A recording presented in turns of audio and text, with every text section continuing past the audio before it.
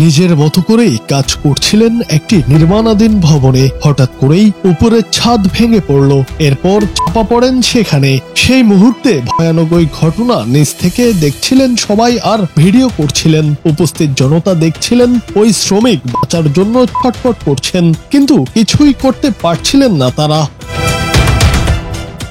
ঘটনাটি ঘটেছে কিশোরগঞ্জের কটিয়াদীতে। পৌর ভবনের পাশে নির্মাণাধীন ওই বিল্ডিং এর বারান্দার ছাদ ধসে পড়ে আটকা পড়েন ওই শ্রমিক। এই ঘটনার একটি ভিডিও ফুটেজ ছড়িয়ে পড়েছে সামাজিক যোগাযোগ মাধ্যমে।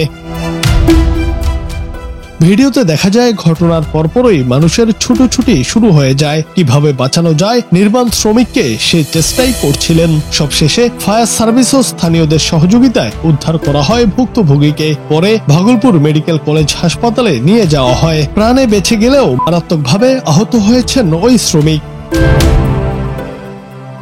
জুনায়েদ আহমেদ, বাংলা টিভি।